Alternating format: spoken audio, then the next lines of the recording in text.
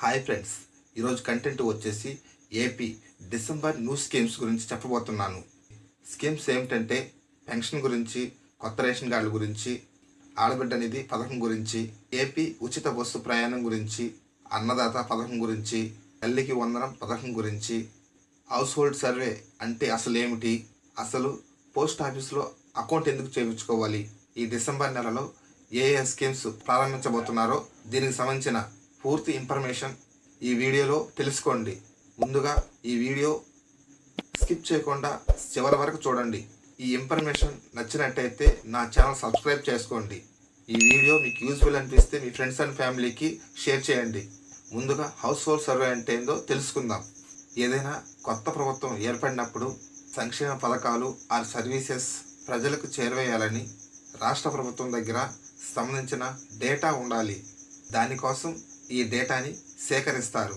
మీ దగ్గరలో ఉన్న సచివాలయం ఉద్యోగి మీ దగ్గరకు వచ్చి ఈకేవైసీ అండ్ బయోమెట్రిక్ మీ సమాచారాన్ని గవర్నమెంట్కి చేరవేస్తారు. యాక్టివ్లో ఎన్ని హౌసెస్ ఉన్నాయి, ఇన్యాక్టివ్లో ఎన్ని హౌసెస్ ఉన్నాయని వాళ్ళకి ఒక క్లారిటీ వస్తుంది. సో యాక్టివ్లో ఉన్న కుటుంబాలకి ప్రభుత్వం నుంచి వచ్చే పథకాలు ఆ సర్వీసెస్ అన్నీ వర్తిస్తాయి. హౌస్ హోల్డ్ మ్యాపింగ్ అనేది ఖచ్చితంగా చేయించుకోవాలి. మీరు ఒకవేళ హౌస్ హోల్డ్ సర్వే చేయించుకోలేదా, వెంటనే చేయించుకోండి. హౌస్ హోల్డ్ సర్వే చేయించుకోవడానికి మీరు వేరే ప్రదేశంలో ఉన్న మీ దగ్గరలో ఉన్న సచివాలయంకి వెళ్ళి మీ ఆధార్ కార్డు ఇచ్చినట్టయితే వాళ్ళు హౌస్ హోల్డ్ సర్వే చేస్తారు. లేదా మీరు ఓటీపీ ద్వారా కూడా చేసుకోవచ్చు. యాక్చువల్గా ప్రతి స్కీమ్ ఈ హౌస్ హోల్డ్ సర్వే మీద బేస్ అయి ఉంటుంది. ఈ సర్వే చేయించుకుంటేనే మీకు ఏదైనా పథకాలు వర్తిస్తాయి. ఇక నెక్స్ట్ వచ్చేసి న్యూ రైస్ కార్డ్కి అప్లై ఈ రోజు నుంచే చేసుకోవచ్చు.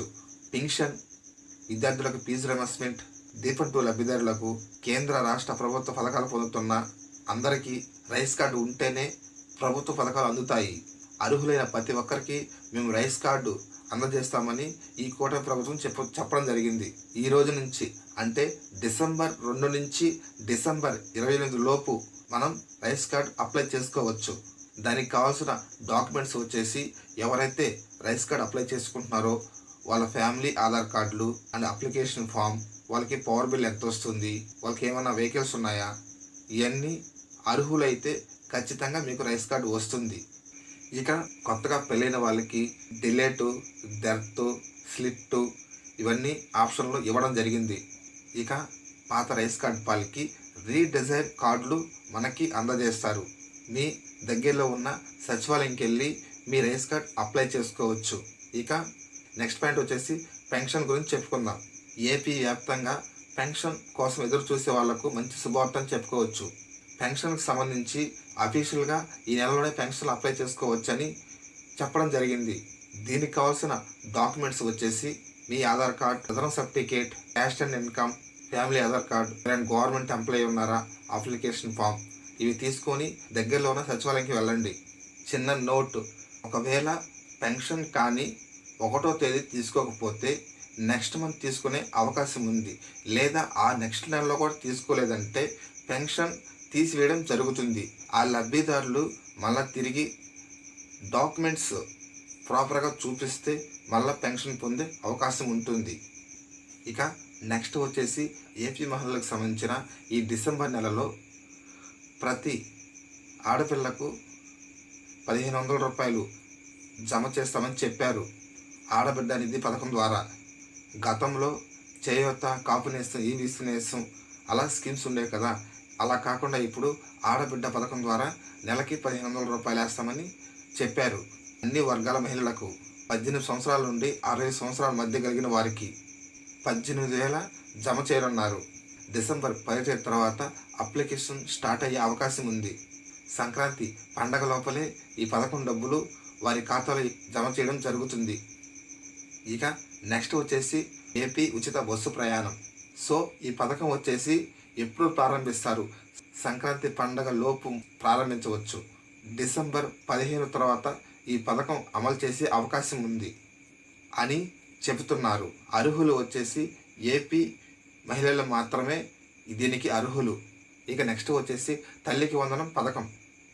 స్కూలుకు వెళ్ళే ప్రతి విద్యార్థికి సంవత్సరానికి 15,000 చొప్పున, ఇంట్లో ఎంతమంది విద్యార్థులు ఉంటే అంతమందికి 15,000 చొప్పున డబ్బులు జమ చేస్తామని చెప్పారు. పథకం ఎప్పుడు స్టార్ట్ చేస్తారంటే డిసెంబర్ 20-25 తేదీల్లో అమలు చేసే అవకాశం ఉంది. ఇక నెక్స్ట్ వచ్చేసి అన్నదాత పథకం కింద రైతులందరికీ అర్హులైనటువంటి అన్నదాత పథకం కింద 20,000 వాళ్ళ బ్యాంక్ ఖాతాలో డెబిట్ చేస్తామని చెప్పడం జరిగింది.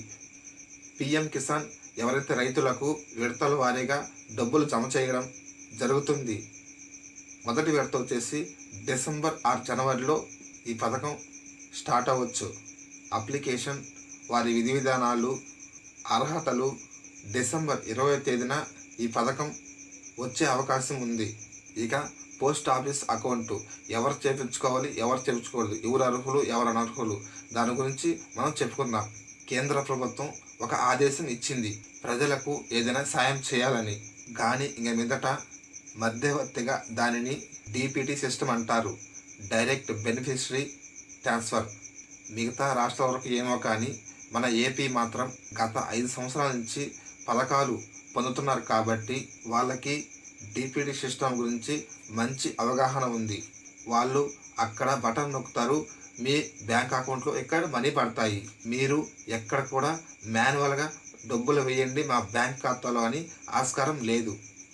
ఎక్కడ వేస్తారంటే మన ఆధార్ కార్డ్ ఏ బ్యాంకుకి లింక్ అయి ఉంటుందో ఆ బ్యాంక్ ఖాతాలో మాత్రమే డబ్బులు జమ చేస్తారు.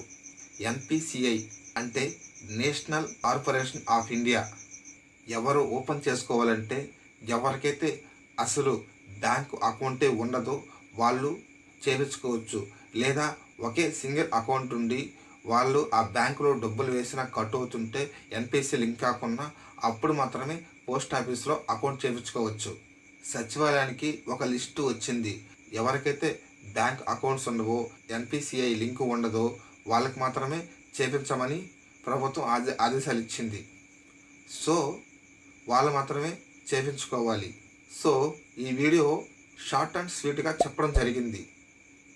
నా వీడియో కానీ మీకు నచ్చినట్టయితే లైక్ చేయండి, నా ఛానల్ సబ్స్క్రైబ్ చేసుకోండి, మీ ఫ్రెండ్స్ అండ్ ఫ్యామిలీకి షేర్ చేయండి.